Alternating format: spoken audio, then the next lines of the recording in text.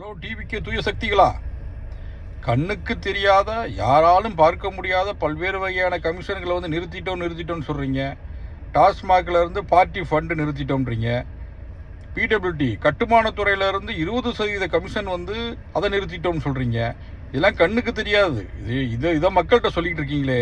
உங்களை பார்த்து ஒரே ஒரு கேள்வி கேட்குறேன். தனியார் பள்ளிகளில் வந்து கட்டணத்தை வந்து அரசு நிர்ணயித்த கட்டணத்தை வந்து அவங்களோட வெப்சைட்டில் போடணும்னு சொன்னீங்க. எந்த தனியார் பள்ளியாவது அது இன்ன வரைக்கும் ஃபாலோ பண்ணியிருக்கா? உங்ககிட்ட சவால் விட்டு சொல்கிறேன்.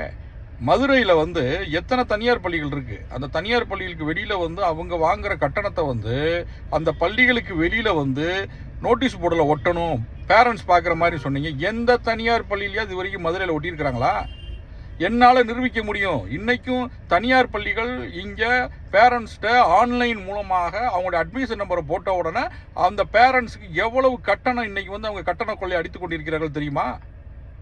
இந்த மாதிரி மக்கள் எளிதில் பார்க்கக்கூடிய எந்த நன்மையும் நீங்கள் சொல்கிற எந்த திட்டத்தையும் யாரும் ஃபாலோ பண்ண மாதிரி தெரியல. அது நீங்களும் கண்டுக்கிற மாதிரியும் தெரியல. நீங்கள் சொல்கிறது எதுவுமே தெரியல. கண்ணுக்கு தெரியாத டாஸ்மாகில் பார்ட்டி ஃபண்டில் வந்து நியமிச்சிட்டோம், அதை பார்ட்டி ஃபண்டுக்கு கொடுக்குற கட்டணத்தை நிப்பாட்டிட்டோன்னு சொல்கிறீங்க. கட்டுமானத்தொழில் 20% கமிஷன் போயிட்டு இருந்துச்சா, அந்த 20% கமிஷனை நீங்கள் நிறுத்திட்டீங்களாம். இப்படி இமேஜினேஷனாக இன்விசிபிளாக யாருமே பார்க்க முடியாத ஏதோ பல விஷயங்கள் நீங்கள் செஞ்சதாக சொல்கிறீங்களே.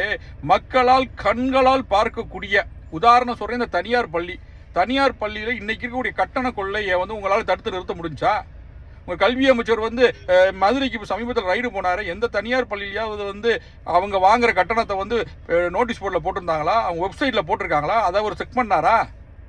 எல்லாம் ஏமாத்து வேலை, எல்லாம் உருட்டு, எல்லாம் ரீல்ஸு. சவால் விடுறேன், இப்பயும் உங்களுக்கு சவால் விடுறேன். தனியார் பள்ளிகளுடைய கட்டண கொள்ளையை நிறுத்த முடியுதா? இந்த நீங்கள் சொல்லி நீங்கள் இது அறிவிச்சு எத்தனை நாள் ஆச்சு? இன்றைக்கி எந்த ஒரு பள்ளியிலையாவது அவர் எவ்வளோ கட்டணம் வாங்குறத நோட்டீஸ் போர்டில் போட்டிருக்காங்களா? அதை விட்டுட்டு கண்ணுக்கு தெரியாத லஞ்சத்தை நிறுத்திட்டீங்கன்னு சொல்லி பொய்யா சொல்கிறீங்களே. பொய்யிலேயே சொல்லி பொய்யா ரீல்ஸ் போட்டு பொய்யா ஆட்சிக்கு வந்து அடுத்த கட்சியிலேருந்து பொய்யாவே 10 எம்எல்ஏல விலைக்கு வாங்கி ஆட்சி நடத்திட்டு இருந்திருக்கீங்க. உண்மையை சொல்லுங்கள் இனிமேலாது.